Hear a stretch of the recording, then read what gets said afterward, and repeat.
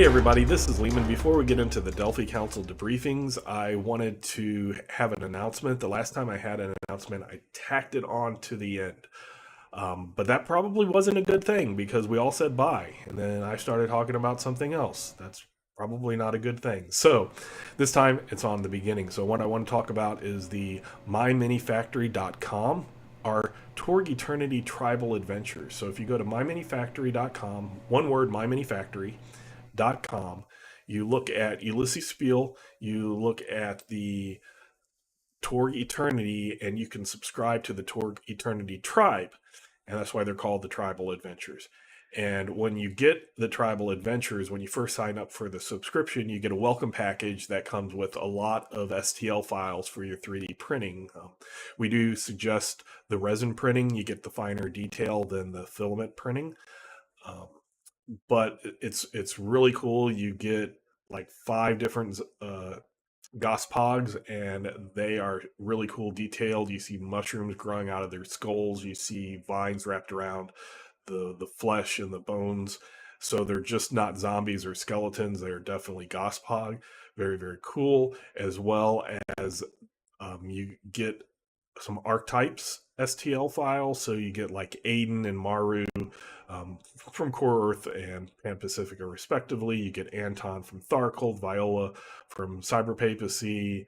There's a lot of the archetypes you get, and that's like really, really cool just to start off with. And then every month for $5 a month, you get a package, and the package includes about 8 STL files. You get 5 minion-ish types or lesser threats. That could be church police in 5 different poses for 1 month and shock troopers for the next month. And then you get a archetype figure for a good guy that you can use, and then you get the big bad guy as an STL file, and then a mid threat as an STL file. So it's a really cool way to get a lot of different Torg Eternity miniatures. And to go off of an old infomercial, I'm not just a line developer, I'm also a subscriber. I did not have a 3D printer before. I got a couple of the months in the subscription, decided that I would go ahead and try the 3D printing. I bought the absolute cheapest 3D resin printer I could find, and I have been amazed. It's not the super expensive ones. It's not the 4K, the 8K. I just bought the cheap, plain old small, not a big one. It can only do miniatures basically, and have just been super happy with the detail. As somebody who'd never done it before, it was very, very easy to do, and very happy with the quality of the prints off of that. So you can use that as a STL file. It also comes with an adventure, and the adventure uses the STL files for the miniatures. So if you get the STL files for church police 1 month, those church police will be in that adventure. And those adventures are what I call Torg goodness. And Torg goodness is using the rule of 2, which is Torg is best when there's at least 2 realities out there. So instead of just we're going into the living land with living land threats and living land problems, it might be we're going to the living land and there's Tharkold threats with cyberpapal problems. So it's just a really, really cool mix. These are brand new adventures. They're not a rehash of anything. They're not old adventures getting repackaged. They're completely new, written. We include the miniatures for it.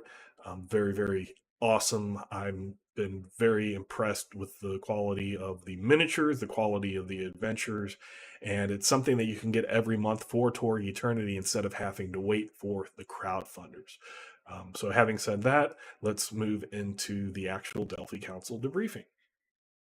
Hello, everybody. Once again, this is the Torg Eternity Delphi Council debriefings, where the storm has a name.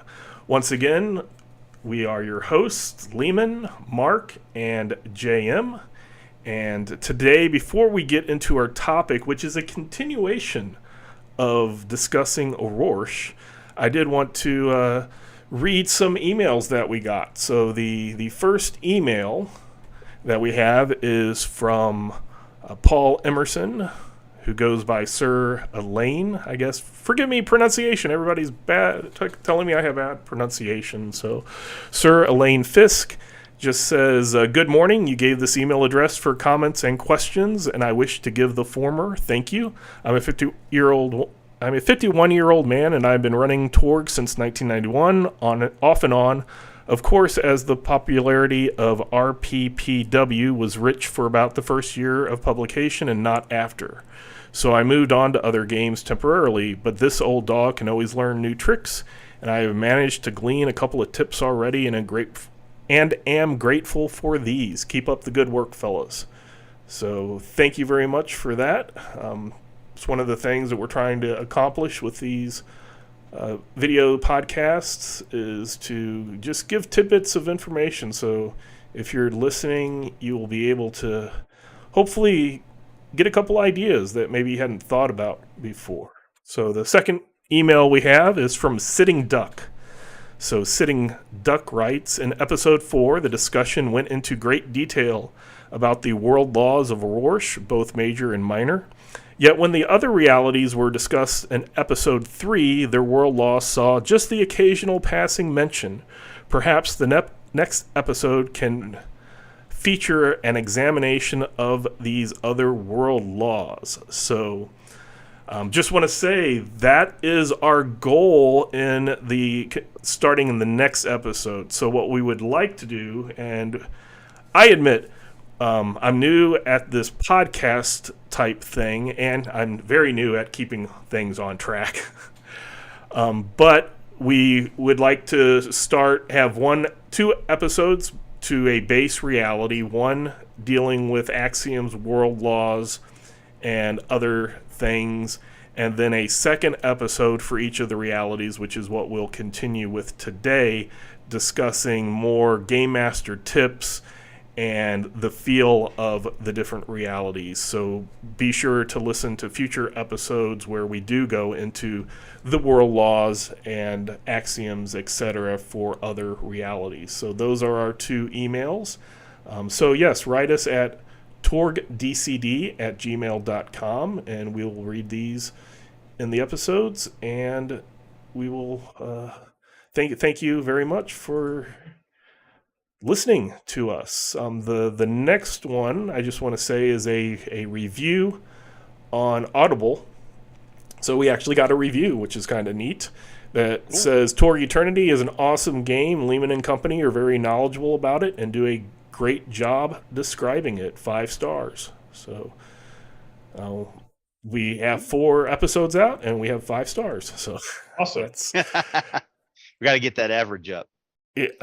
Well, it's 5 out of 5, so 5 out of 10 would be another story. That's right.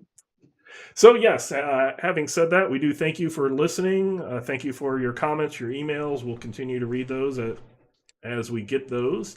We're back to the core 3 of us, JM, Mark, and myself, and we just want to dig a little more into Orrorsh. I had originally thought to move on to one of the other realities, but there's just so much So I figured 2 episodes.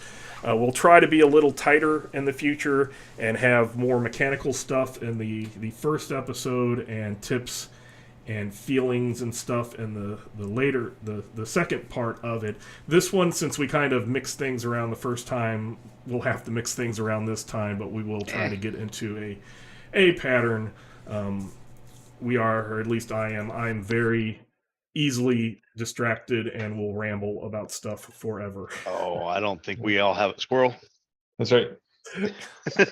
Well, and the fact is, we're so in love with this game and its lore that it's hard not to rabbit trail. Oh, it's super easy. Yeah, it's like yeah, just connect the dots, and you have this. Somebody gets on one, and you're like, "Oh yeah, that is cool," and then we all go down that. Wait, how'd we get here? So let's talk about zones. So I think Mark had written down what he was going to discuss. He's going to discuss the basic mechanics of the 3 types of zones that exist in Torg Eternity: pure, dominant, and mixed. And I know you have the notes down, so I will let you discuss those actual mechanics of the game. So at a high level, right, we Torg Eternity is about alternate realities, cosms, whatever you want to, however you want to look at it, invading our own, right? And superimposing their reality on ours. And there's got to be a mechanical way you do that. The way that Torg Eternity does that is with dominant, mixed, and pure zones, or pure, dominant, and mixed in hierarchy.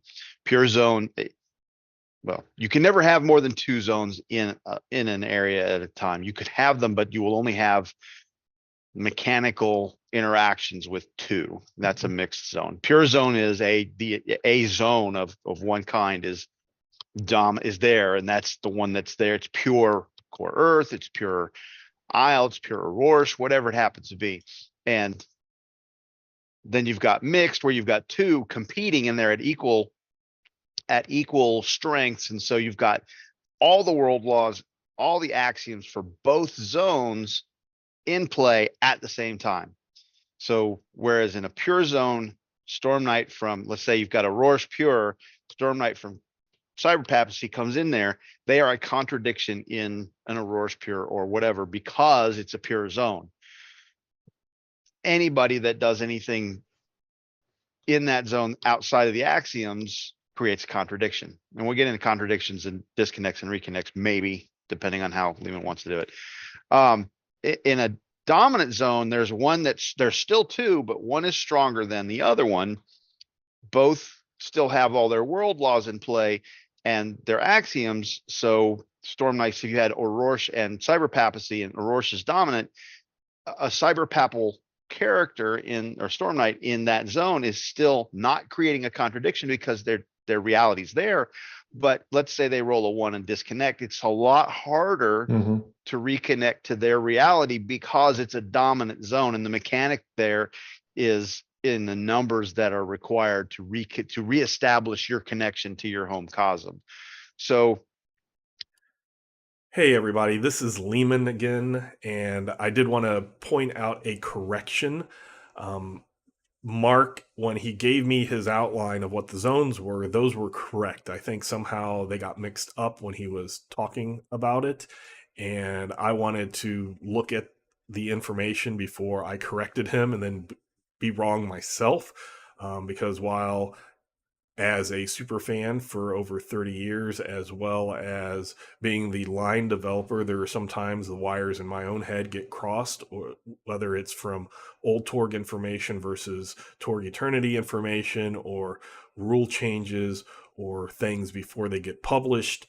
There's ways that my mind and my memory might be mixed up. So I didn't say anything at that time. If it would have been something that I had looked at earlier, then I would have definitely said something. So dominant zones, you have a dominant and a suppressed reality. The dominant reality is the only axioms that are in effect, and they are the only world laws in effect. So the suppressed reality, you might have tidbits out there, you might have vehicles or house styles or little things out there that have not transformed, and ords, the ordinary people that are not possibility rated, they can cause contradictions. It's just if they disconnect because the Everlaw of 1 cut them off and disconnected them, then they can never reconnect. So they will eventually transform into the dominant reality, where in a pure zone, they wouldn't be able to do those contradictions. Storm Knights can.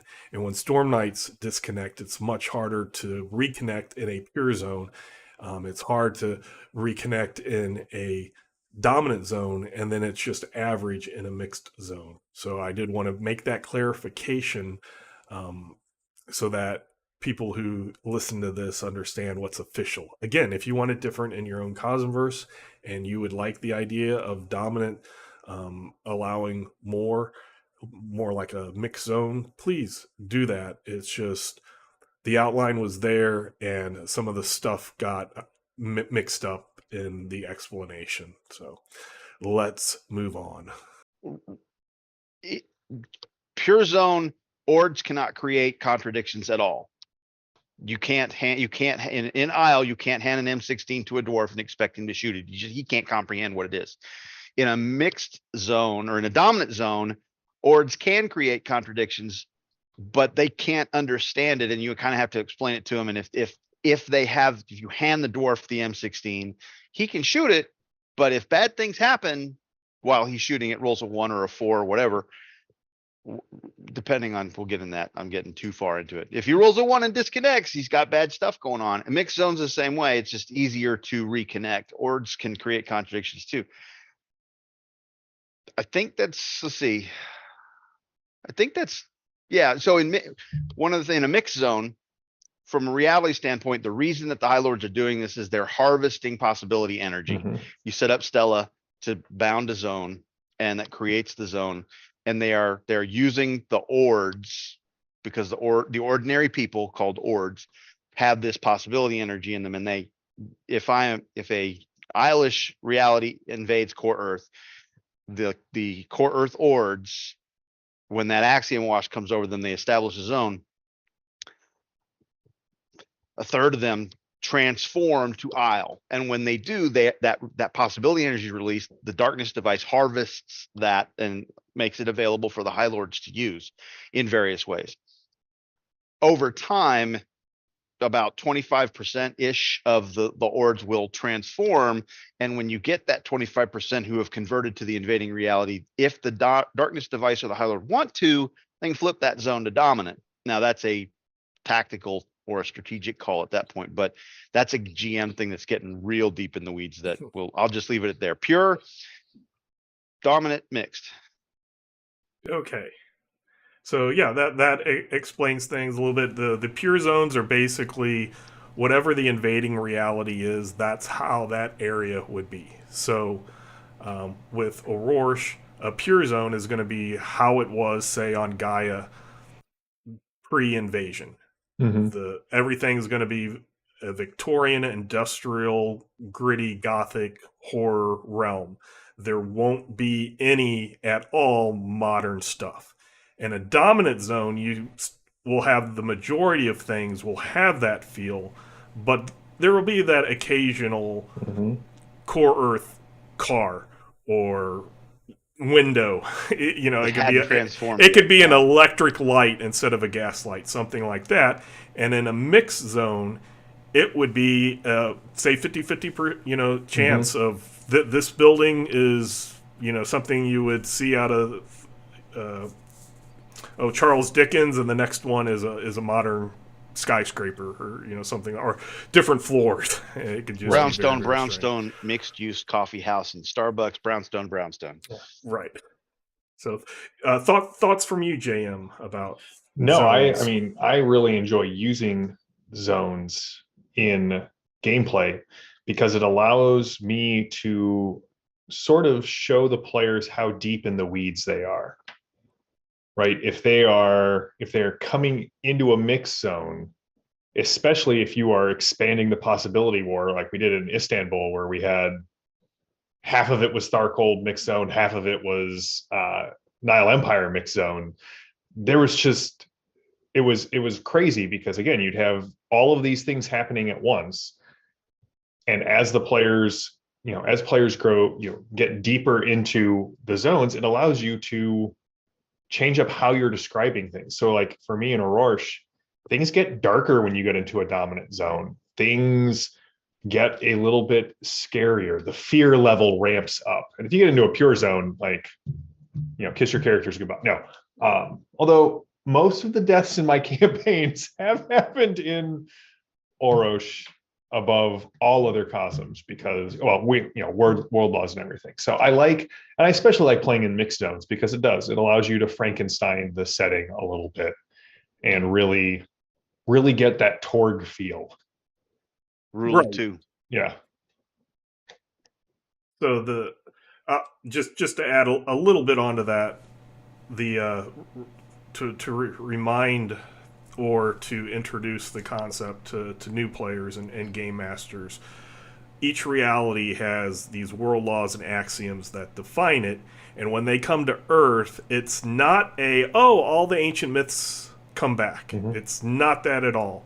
Orrorsh, the way it is set up now, it is a gothic horror. When it comes, it doesn't release Legends of Earths, but it was on an Earth-like cosm, Gaia, that had a similar past to us.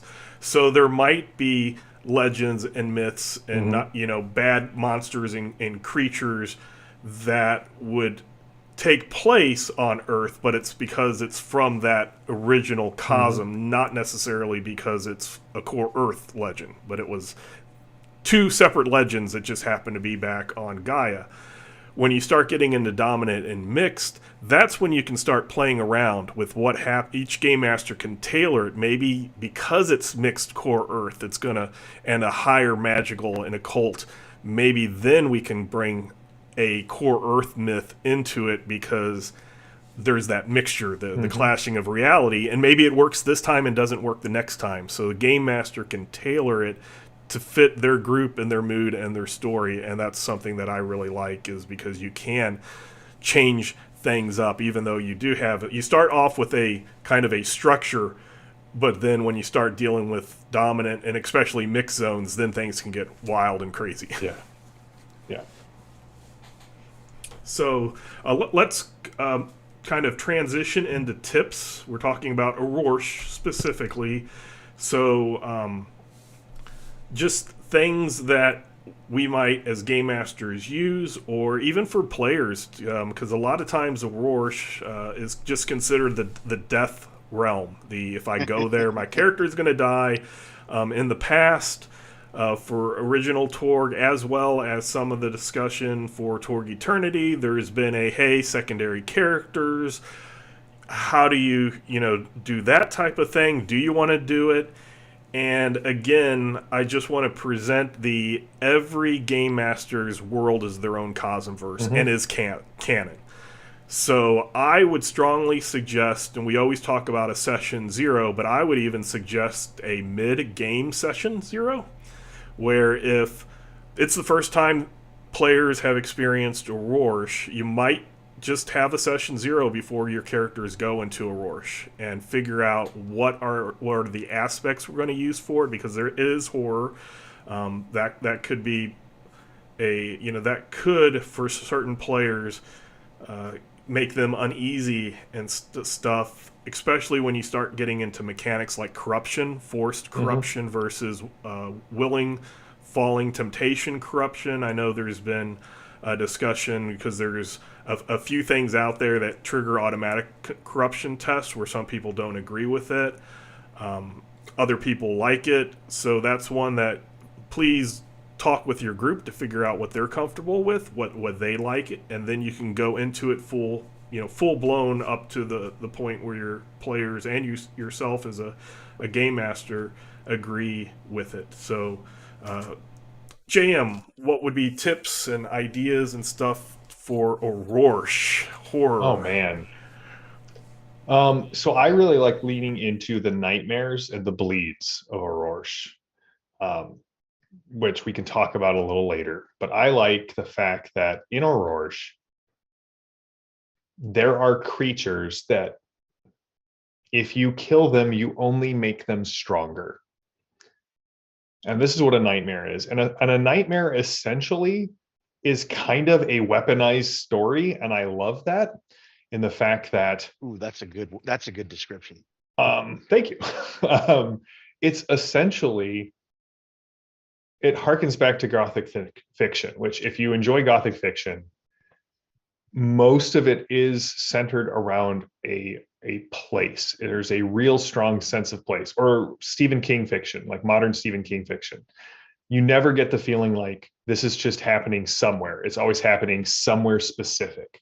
And it's happening to two specific people. And so you have to peel back the layers of history in order to understand what you are fighting. And so I love that, because it allows you to, in Act 1, present the big bad killer, the big bad threat, and give your players everything they need to destroy it. Just like, requisition rolls, they start the adventure on the back of a speeding box truck with cans of gasoline that they can just kick out the back and shoot and blow this thing to Kingdom Come. So great Torg opening. And then it comes back and they don't have as many resources. And then it comes back again. And suddenly they're like, this is not a normal threat. because I think horror at our tables, and I did a little like review of different types of horrors on my own channel, and horror at the game table is very tough to get buy-in from because there's this layer of separation, right? Because it's not necessarily happening to me, it's happening to my character. And there's this implicit agreement, even if nobody states it, that if I sit down at the table and I ask JM, what do I see? That JM's always going to tell me the truth. And if you can get your players to buy in, the best horror is when they stop trusting that what they are seeing and what you are telling them is reality as they see it. Why isn't the monster dead? You don't know. What do I see? Oh, it looks like a cultist kind of standing in the corner. When they get up there, oh, it's just a robe.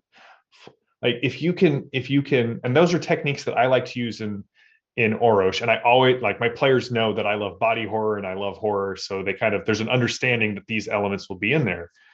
But if you can, and this is as a GM, if you are comfortable with lying to your players about what they are seeing, or this implicit assumption that everything you describe to them is real. Like we used to understand that, right? You would always test it with a 10-foot pole and make sure what you see is real.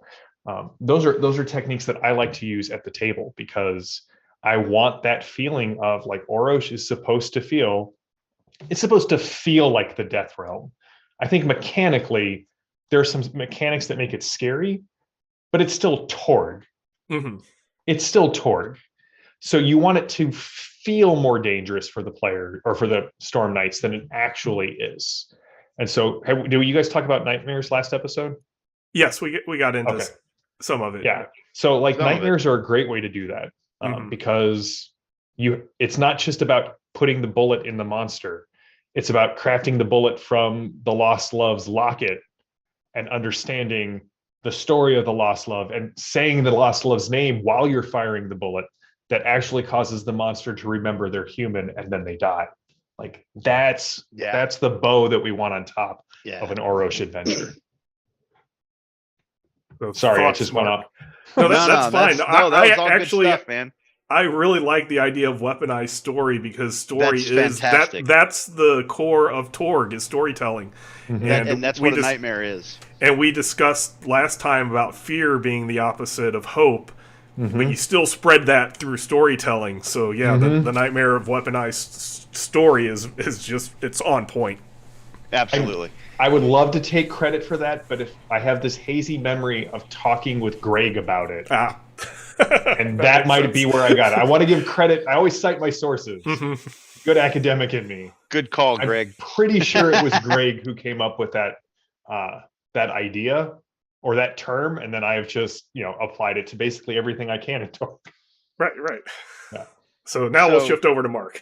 Okay, so in original Torg, you had talking about how how do we get horror on the page instead of when you watch a movie with the lights down, you get the jump scare because you're looking at something expecting, and then all of a sudden, boom, and you're like, oh my gosh, and your heart's racing and all that. That's hard to translate into a tabletop RPG with the lights are on and we got drinks and everybody's getting up and moving around, whatever. And I'm trying to put myself into character. How do I do that? And in original Torg, we did that with the mechanic of perseverance. We don't have that anymore. The nightmare, the weaponized storytelling, is a fantastic way to do that because, as JM pointed out, in Act 1, they can meet the big bad. And this is one way to do it. You can do it you can front load it or you can back load it, however you want, whatever works for your table. But you can meet the big bad and you can assume you have, don't even tell your players that this is a multi-act mission. It's, okay, you're just going to take care of this guy.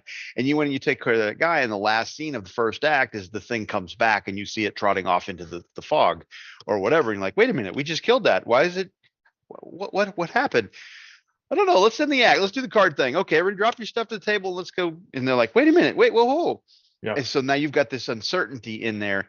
And the best tool a GM has for getting the fear on paper in Torg Eternity is the unknown. Mm-hmm. What don't I know? I thought I knew everything, and now you have them questioning, like Jan was saying, you have them questioning reality about what their characters, their Storm Knight's reality, because they thought everything was hunky dory. We accomplished the mission, and wait a minute, we got another body on the floor that's just like these other bodies, and we put him down, didn't we? Well, and I think speaking of that, right, the Torg rules is written has the transparency rule that at any point a player can ask me, well, what's this creature's trick? I'm trying to figure out what to do on my turn. Do I trick him? Do I taunt him? Yeah. What are my values? Orrorsh has monsters that have a special ability that says you don't know. There's secrets, right? And you'll, as a GM, metagaming in Torg Eternity is encouraged. It's not just allowed; it's encouraged. And so, as a GM, don't stop your players from metagaming. But I wouldn't go down the road of, especially in Orrorsh, you don't have nightmares have secrets, and the secrets are tied to a mechanic on regenerating their possibilities. And so if you didn't confront them with these secrets or whatever, when they come back, they're just as strong as they were before. And you can tell that, but you don't know what the secrets are because they're secrets. And that's the thing about Orrorsh, is you don't know what you don't know. It shouldn't be. The living land tends to be heavier in combat.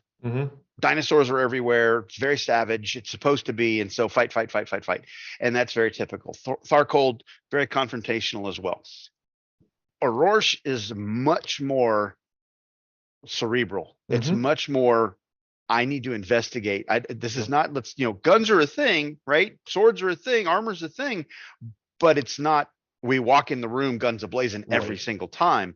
Sometimes the shopkeeper that you thought was just a shopkeeper is really the guardian of the journal that will tell you all of the things about Dr. Frankenstein and what you need to know about his monster, right? Yeah. Now, if you have a flair for the dramatic, which we know Torg is all about, the drama, there are great techniques you can use, like play by oil light in, like, get some hurricane lamps at like the I have a pair of them that I use when I'm running games at the table. I don't do it on stream because that is just counterproductive to actually streaming, to stream by a black oil screen. lamp. Yeah. You can turn the temperature in the room down a couple of, like, turn the AC on, open the windows, get the temperature down a little bit. I have actually heard of one GM, I think it was John Wick, who ran a investigation game like you could do in Orrorsh. They were investigating the legend of Bloody Mary, and he forced everyone to play in the bathroom by cell phone light. And so everybody was tracking how many times did each person say it, because we can't have any one person say it more than 2 times. And then cell phones started to die. And so you were like scooting over, and it was forcing the room closer, and you were being careful about what you said, which increases the tension at the table, which is a prelude to horror. I like horror, so Orrorsh is one of my favorite concepts. I think a lot about this stuff. Well, as an investigative thing, though, this is not just, the downtown homicide detective trying to figure out who done it kind of thing. This is a desperate, time is running out. We've got to find all of the little, if we don't have all of the little boxes filled, we're in trouble. And oh my gosh, what's this thing? This thing important? Right, don't want to get rid of it. They don't just come back, they come back stronger. Every time you kill them and they have possibility left, they get extra XP. Like the GM gets to customize them the next time they come back, which is amazing. Like, I love this rule. So yeah, I will add, I won't disagree with Mark, but I think JM and I are more on in Orrorsh, we tend to like what I call semi-transparency. So if somebody, and there's a specific ability that certain horrors and nightmares have in Orrorsh that you don't give the players the difficulty number. It's an actual ability. It's not just part of the nightmare secrets.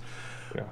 But there are times, like a couple of weeks ago, I was doing an Orrorsh part, and I did what I considered semi-transparency.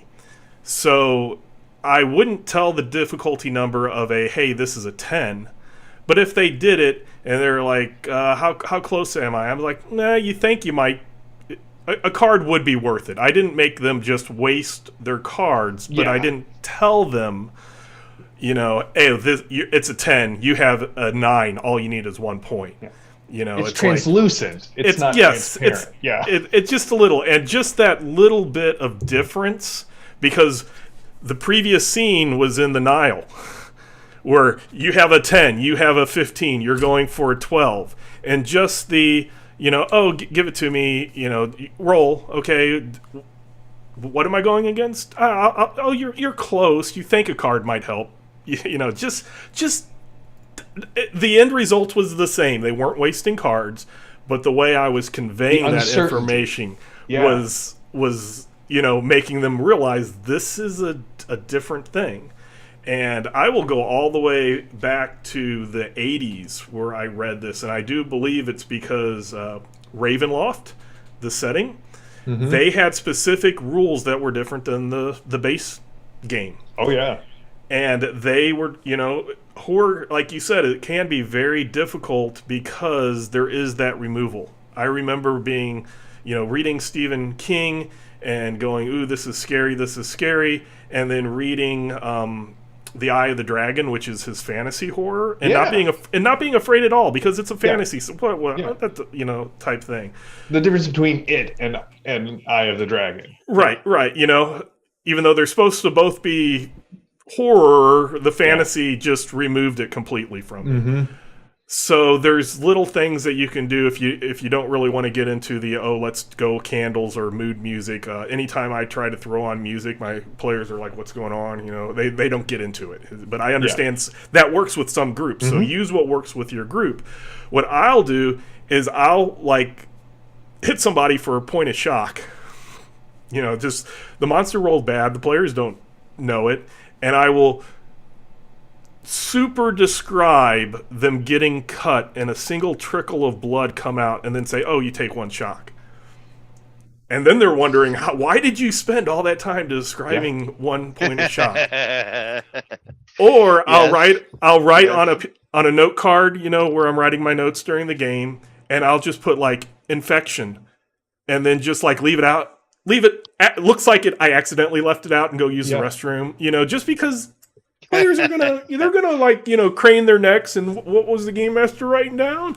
If not, then they don't have to worry. If they were, then they're gonna worry for nothing, no reason. Oh yeah, and I always ask for random. What's your spirit again? Okay. Oh, see, I haven't done it that way. I'll just roll something in the background. Yeah. I'm gonna have to use that because when I was running DMing, I would routinely just and I would pick up a die and roll it and not say a thing, and everything would stop at the table, and they're waiting for me. I'm like, "What are you doing?" I'm like, well, we want to know what happened. What do you mean? Well, you rolled a die. What are you doing? Yeah, something happened. It just hasn't happened here yet, and that doesn't really work. You can't really call for or call for a perception or a find roll, and because if you call for a roll and you don't let them okay, you didn't get it. Well, how close am I? And they start deciding whether they want to put resources on it. And I don't want to burn. I don't want a character to burn resources on tension, right? I want the tension there, but I don't want to cost you resources as a player to get ratchet up there's so many other ways to do it. Yeah. So that's why I always. Oh, go ahead. I was just gonna say, but asking what a player's defense or skill is and making a non-roll or non-test against that doesn't mean anything, but they don't know it. You can bring in that little bit, and again, make sure at the beginning your players buy into it. Once that is, then you can go full blown into it. That can be just really fun. Well, and that's we talked about that when we were talking Tharcold in one of the previous episodes, that there are certain aspects of a realm. If you don't like it, you can stay away from it. If your players are like, I don't want to do horror at all, because that's not their thing. You don't have to go to Orrorsh if you don't Right. want to. Mm-hmm. There's, I mean, if any one or more cosms are not your bag and you don't like it, you don't have to go there if you don't want to. You can use it as flavor as a GM. You can use it as flavor as another group of Stormlights went and did this thing and they brought this stuff back. Mhm. And here's what you need to know that they found in Orrorsh. And that's creepy enough, right? And they never had to go there. And you still have Orrorsh flavors there. Ravagons can come out of Orrorsh. Gospog can come out of Orrorsh. A Mhm. Nightmare can be running around out in somewhere else. The Gaunt Man can come out of Orrorsh. But Gaunt Man you know, does if you whatever don't he want to wants. go there and role play the horror Mhm. and the corruption and the fear and all of that, that's fine. Don't do it. Yeah. I will say, just asking a player what their character's toughness or dodge is, and then rolling behind the screen is one of the most nerve-wracking things for a player. Oh, okay. What happened? Nothing that you noticed. Oh, you just got to get a good poker And face, because if you laugh, it sets the realm different. Like Mhm. these are things that I wouldn't necessarily use Right. in Nile Empire or Core Earth, or depending on Isle, maybe in some of the dark zones that Uthorian, the Mhm. Dark One, has under. Maybe I would do a little bit, but in Orrorsh I would lean into it a lot more, and that's a way as a game master you can show that these realities are different realities. It's not Mhm. just oh, it's Nile but dark. It's a no. This is a completely new. This is completely different than anything you've experienced. And so let's talk about player as a player for any players that might be listening. So I'll say you don't have to be, even though Orrorsh is theoretically dangerous in that, you don't have to play some combat heavy person go into it. I went through the official mega adventure, A Trifling Matter, as a player, and my character was pretty much a complete, it was not a pacifist, but was not a combatant in any way, shape, or form. I had a little Derringer pistol that had 2 silver bullets, which I gave to somebody else that could use a pistol better than myself. But I had the evidence analysis, the find. I had the occult perk.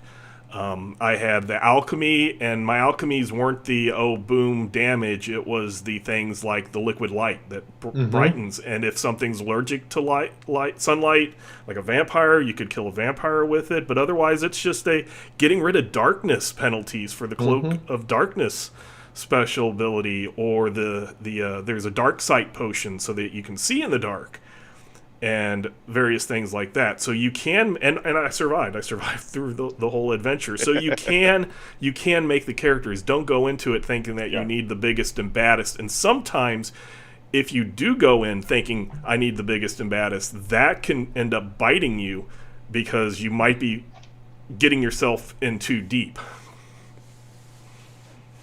So any characters or advice for players? Well, I will say that when I did that same book in Torganized play, I ran the only character that I had that I could play Torganized play in that book that I wanted to commit and lock him in for the length of time was a dwarven runes with dwarven armor, and he liked carrying a marmot machine gun. He was a tank, and I knew what I was getting into going in. But what I didn't expect, and this is the cool part, I got into it and I'm like, yep, I'm here with this. And there's nothing to shoot. And there was nothing to shoot for a long time. But in order to do to scribe dwarven runes, you need to have a scholar skill. And so suddenly this guy who's running around in this full dwarven battle armor with a sword and a machine gun is taking his helmet off to study the books, because he's the guy that's got the high scholar. And I'm looking all this other stuff up, and let's leave the machine gun in the corner and start looking at this other stuff. And it was a lot of fun, because I had to, well, how is this guy going to play? And so role playing that in Orrorsh, it's a lot of fun to take what seems like a fish out of water kind of thing and say, well, okay, how does this fish out of water in this environment react? How does he flop here? Yes, very, very, very good that you can Orrorsh can bring out those other skills that you have instead of just being a fighting the good fight Nile Yeah. Empire or giving hope in the core Earth. It can be a hey, this nightmare we're going up against, every single turn is going to regenerate all of its possibilities. So we need to figure out the things to lower it, and that might mean running away from it instead of just we'll have cards, we'll get cards, we'll be able to defeat it. No, sometimes you have to run away and come back when you know things. That is pretty cool. Act 1, Scene 1, I have chewed you up and you have one possibility apiece because this nightmare showed up and beat you senseless. What are you going to do for the next 4 acts or 4 scenes? Hide? Yeah. I lucked out and have had many players that have come from the Orrorsh Commissum. So first of all, if you like playing the monster, that's a great place, right? Werewolf, cursed, ghost, vampire. Those are all there. If you want to play the mage who's made deals with demons and has a diabolical Shuggoth dog, this is the Cosm to look at. But I think one of my favorite parts about, or if you want to play the Monster Hunter, like I think I've had a Monster Hunter in every game that I ran because they, people just love playing the Monster Hunter. I like the abilities like Tea Ceremony, where you can sit down and give your group a little bit of peace and give them destiny cards, which is just amazing. I don't know why no one in my games has ever picked it. Like, it's great. But the other thing I would say for GMs is just be prepared. If you want to go watch it, I think it's on the Iconic Production stream. The very first B-Team game, I had prepared. I did research on like the craziest Buddhist monk monastery that I could find in Pakistan history, and it was like a cannibalist temple, and I had this whole thing prepared. And on the very first roll of the night, somebody asked me if they could roll something. I don't even remember what it was because it was just so innocuous. But I was like, no, I can see why that would be important. Yeah, give me this roll, and I have my information sheet. And they gloried on the very first roll, and suddenly they weren't scared of anything I threw at them, because when the players have a glory behind them and just lean into that, sometimes the clouds evaporate and the fog burns off, and just let your players enjoy that fact that the dice and the cards all came together. And they're not going to be scared this time. It just sets them up for more terror the next time. But just as the GM, be willing to roll with the glory. Yeah, always be, if the dice do something strange, roll with it, and you usually will get something more interesting than what you originally planned. I always say the dice tell a story, and that's why we're here. So, yeah. But I know people. I mean, this was popularized in the 90s, right? Playing vampires and werewolves and the dead and ghosts. And guess what? It's in Torg. You just have to go to the Orrorsh book. And I will say, again, and I'll say this as often as we have episodes, which I hope lasts a long time, your Cosmverse is yours, and it's canon. So I know there's a lot of people who don't necessarily like the cursed werewolf because of the absolute need to kill something and have a corruption test to transform back. If that is too harsh for you, but you still, as a game master or as a player game master, conversation, throw in a willpower check. Throw in something like that. Hey, if I can make a willpower check, can I transform without having to, kill the thing and have the corruption test? You can put that small little thing in. It doesn't affect anything else, and then it makes it so that, I don't just transform into a werewolf and I start attacking my allies or I start killing them. It might happen, but it's not always going to, because or you make it a even make it a combined action with the will. So so you don't want to do it the way that rules is written says. Okay, if you want to exert your will, that's fine. You still have to worry about the corruption, so it's -2. It's a little harder, but you could do it that way if you want to, because Yeah.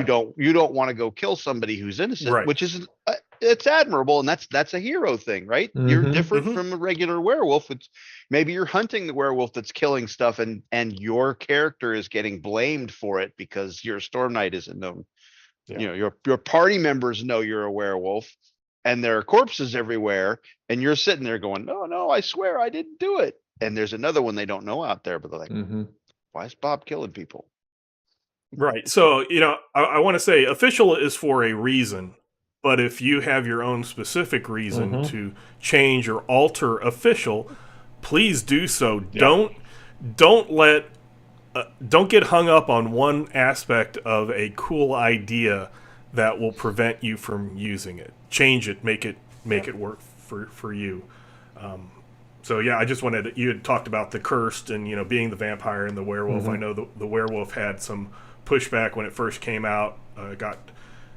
I think there was another perk that came in to kind of help it, but still some people felt that it was still too far.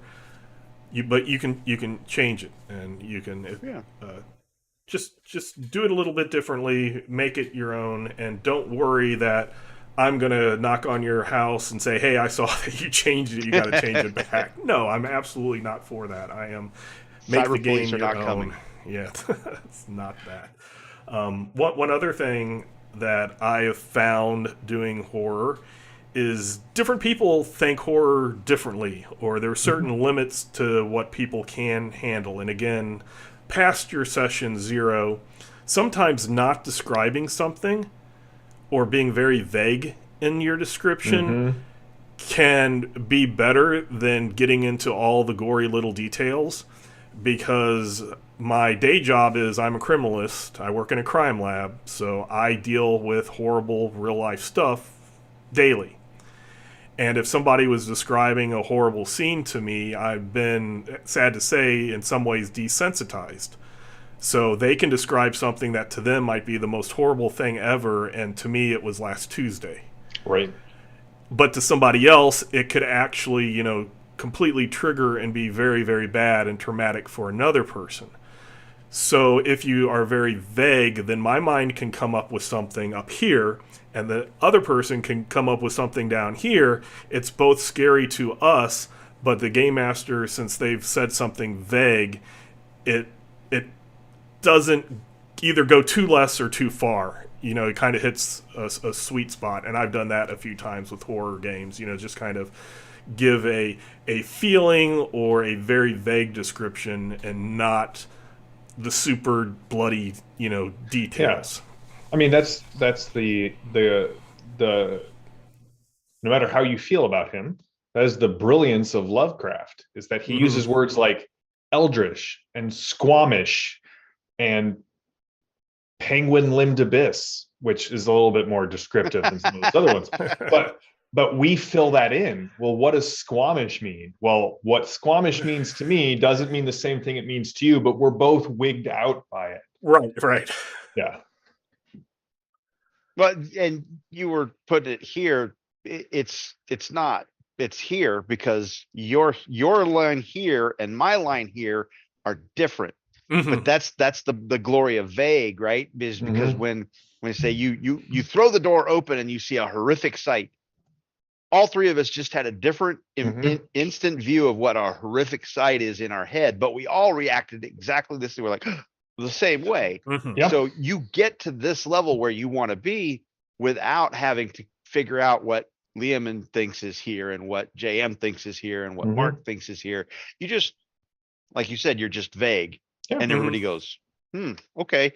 Because we will fill in the blank. Human beings will fill in the blanks. Oh yeah. It's and it also is a great game master tip for when you're trying to come up with a scene for the room. And it doesn't just have to be horror, right? Like Lewis would write, and the table was filled with the best things of your childhood, your favorite dishes. They were all there, and move on. But we're all imagining something different on that table, but it's causing the same emotional response for us. And I didn't have to write, I'm looking at you, Martin, 4 pages of what each dish was without, just kind of writing out. It's a GM technique. It saves us 2 or 3 minutes of talking. and gets an even bigger effect from our players. Sometimes you want to tell them what's on the table, and sometimes you don't. And Yeah, that's the art form. If Mhm. GMing is picking when to do it and when not. exactly. Yes, I'll say back in my college days, I probably would do it differently now, just because we know better. But there was I was in a large group of about 40 to 50 people at the Purdue Fantasy Club, and I had it was a fantasy, high fantasy, but I introduced a little horror into an adventure, and we would have 12 to 13, up to between 10 to 15 people normally per game master. So you had a long, That's a big group. big group. I was raised on big groups. Same. And one of the participants, one of the players, was a 12-year-old girl who her parents were in the game, and she was one of the best role players ever. And I'm like, say, 19 at the time, and I wanted to have this scary thing, but then there's a 12-year-old, so I don't necessarily want to do something bad, say something inappropriate. So I just, brought up a creature came and it had a fear aura. And I just said, to everybody, just described it as think when you were a child and you had a nightmare and you wanted to call out to your mom, but couldn't, and just left it there. And like now, I probably would have talked to the mom and dad first, different times, different things, learn, that. But later on, the parents came to me and the girl, and they said it was one of the best, coolest, ways to bring that feeling without actually, getting into the deep stuff. So, Yeah. you can use stuff like that. Again, now I would probably have a mid-session 0 or something to figure out what was going on. But again, that means that you can be vague. You can bring in other experiences. It's an acting technique of if you need to cry during a scene, you don't think of something that is that, but you think of another thing that would make you cry. That type of. Yeah. So, anything else before we end with Orrorsh? Besides, it's awesome. It's scary. don't be afraid to go there, Yes. but you'll be afraid. That was just what I was going to say. And one of the beauty of, as Mark said, one of the beauties of Torg is there's something for everyone. But also, even if you don't think it would be your cup of tea, at least take a spin through it every once in a while, because you may be surprised. You may have never liked horror movies, but man, the gothic nature of Orrorsh, or the techno horror of Tharkold might be something that you really like. I bounced off The Living Land really hard when I first read it. I was like, well, cool, this is the cosm I'm never going to go to. And then I just needed something to fill in a session. And I'm like, okay, we'll go to The Living Land because they've never been there. And I fell in love with it because there's so much cool stuff there. So yeah, it says on the label Gothic horror, and that is steeped deeply in there. But it can just as easily be sort of a Sherlock Holmes investigation, like, Guy Ritchie movie style thing. You can. There is something in every cosm for everybody. I feel like if you're just willing to, again, don't sit your whole campaign in there. But a quick train Unless ride you through want. Orrorsh. Right? Yeah, unless you want to. Unless you're playing at my table, then expect that it's starting in Orrorsh. But right, take a train ride through there. See what happens. You'll be stuck on a nightmare train in a loop, but trains are fantastic in Orrorsh. Yeah. So my favorite. Can continue because I was. I'm sorry. It was my favorite thing that I've done in Orrorsh. They boarded a train, and I brutally killed all of them. Like they had. The only thing I told them, I stole it from Stephen King. I was like, you have a little bit of vertigo, like as you get on the train. And I mean, I didn't pull any punches. I brutally killed all of them. These vampires tore through them, and then they all woke up 5 minutes after they boarded the train. but they now knew what was in the next car.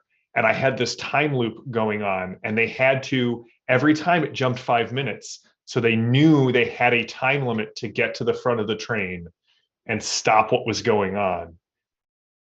But they also knew like the next car was probably worse than the car that just killed them. It was a ton of fun because you can do stuff like that in Orrorsh. Mm-hmm. Yeah, Sorry. No, that's fine. Do the weird stuff, do the uncanny stuff, and if it doesn't work, you can just stop and do something different the next time. Exactly. Yep. So did you have anything, Mark? Yeah, just remember, everybody has a dark secret. It doesn't, I mean, fear and corruption are the bread and butter of Orrorsh. And it's in everything.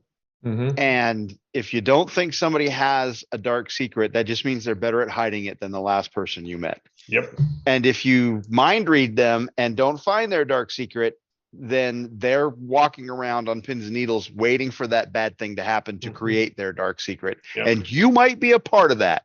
Mm-hmm. So everybody's got a dark secret, and the occult is everywhere. Yep. I had bleeds down as something that I was going to bring up, but JM hit that right off the bat. Didn't need to bring that up. Secret societies do not get enough play in Orrorsh. They don't. They're everywhere, and they got like very little in the book that I've been able to find, but they're supposed to be, you know, it's a dichotomy on secret societies. They're very public and very secret. And, you know, okay, everybody, if you want to find it, you can. It was kind of like the Masons. If you want to find a Mason, you can, but okay, what about their secrets? Well, I'm not going to tell you. Yeah. You know, I have them, but I'm not going to tell you what they are. Okay, well, now if you want to go find them, you can. Secret societies are just like that. So everybody's got a dark secret, probably what secret society they're in. The occult is everywhere, and secret societies are everywhere. Yeah. Okay, so I think that hopefully will wrap up the Orrorsh. We'll get into another reality next time. As I said, our goal will be to have a two-parter. One part that deals with the more number aspects and the rule aspects of the axioms, world laws, and then the next one, tips about game mastering, playing, and making the realm unique when you have all these other realities out there. So having said that, once again, contact us on torgdcd@gmail.com. We'll read your emails, we'll reply, we'll read them here on the recording. And that's all we have for today. So thanks a lot for listening. And until next time, we hope you have fun in your own Cosmverse. Bye, everybody. Bye. See you.